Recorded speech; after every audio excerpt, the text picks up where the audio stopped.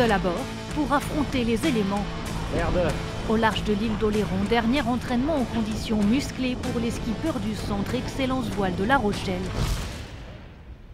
Un peu plus tôt, ponton numéro 2, Pierre Baulbin et Amaury Guérin peaufinent les derniers détails avant la sortie en mer aux côtés de leur coach. Quand tu partais sur les surfs, le bateau il était quand même aérien, quoi. La prochaine fois qu'on naviguera avec le bateau, ce sera pour amener le bateau au Sable d'Olonne pour le départ. Dans quelques jours, le marin de 23 ans va s'engager dans la Mini Transat. 25 jours de traversée solitaire sur son bateau de 6,50 m entre la Vendée et la Guadeloupe, avec une escale aux Canaries. C'est la Mini Transat, mais ça n'a rien de mini en fait.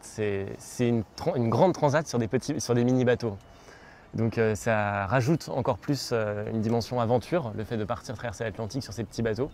C'est aussi une classe à part entière, c'est pas seulement un marchepied vers d'autres classes. Bon, attention, c'est des informations top secrètes que je vous partage là. Vous donnez pas ça aux concurrents. 7500 km de traversée où le navigateur devra dompter la solitude et la fatigue. J'ai même investi dans un oreiller récemment, donc c'est le grand confort.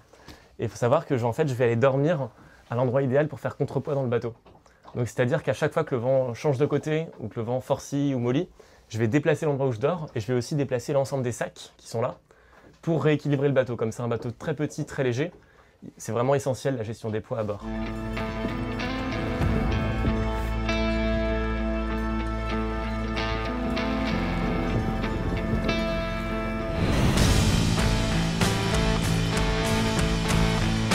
En mer, François Husson n'est jamais loin de ses protégés. Il coache les 12 participants du centre à la Mini Transat 2025. C'est des bateaux qui ont des performances relativement élevées pour leur taille, puisqu'ils arrivent à atteindre 15-18 nœuds, donc ce qui est des vitesses assez exceptionnelles pour des bateaux de 6,50 m. Il y a un petit visible de mon speed qui s'est barré, il faut que je le remette. Ils sont plusieurs à prétendre à un bon résultat. Amaury, sur les courses d'avant-saison, fait premier ou deuxième, donc il fait partie des favoris, mais bon, c'est une course particulière par rapport aux courses d'avant-saison, donc il y a des gens qui se révèlent au large, qui sont moins à l'aise sur les parcours côtiers. Top départ de la Mini Transat le 21 septembre des Sables d'Olonne. Le centre Excellence Voile de La Rochelle prépare lui dès à présent la prochaine promotion des skippers prétendant à cette course en 2027.